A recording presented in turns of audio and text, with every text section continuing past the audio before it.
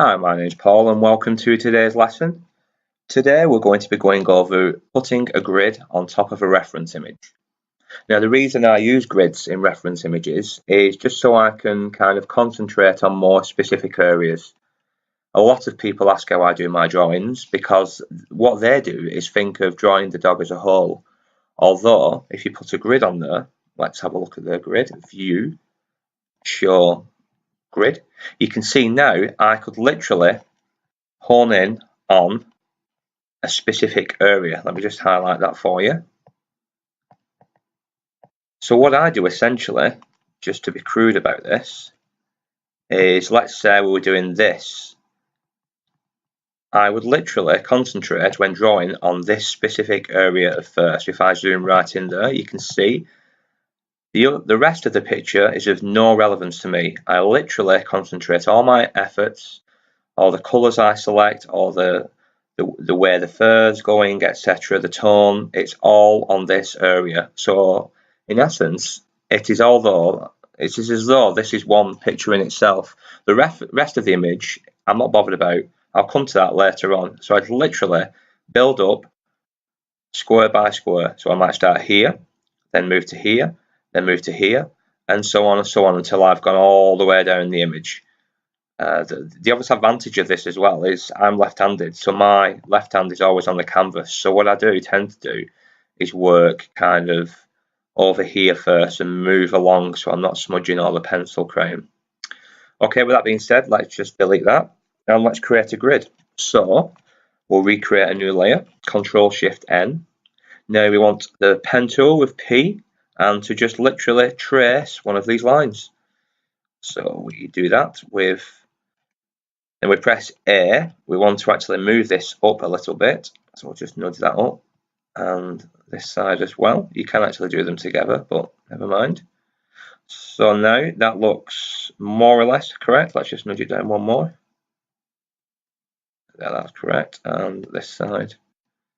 There, that's perfect. Now we'll deselect all that. Now if I press Alt down, it's a little trick. I can actually shift the line straight downwards. So literally press Alt and pull downwards. And we'll just nudge that up one more. Press Alt and downwards. So it's duplicating the line every time and I don't need to keep recreating it. And I can just nudge it every time to move it to where I need to go. We'll just zoom out a little bit. And I think we've got one more to do. Alt and drag downwards and nudge it back up. So now we've got that, let's open the paths window. We can see what we've got. We've got this work path. Now what you want to do is select the brush tool, right click and put the hardness to 100% and the size, depending on your actual preference. You see that's the size the brush is going to be putting on the canvas. So let's make it about 3 pixels instead. So we'll adjust that here. You can just change that to 3.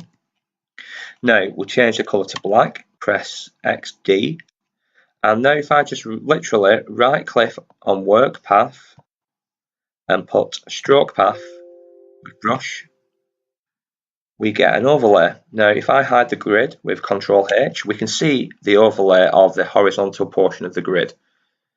The trick here is if you go to the layers and press Control J to duplicate that, I can then hit Control T and rotate the grid 90 degrees and stretch it from top and bottom with Alt as I drag upwards, and it's enter.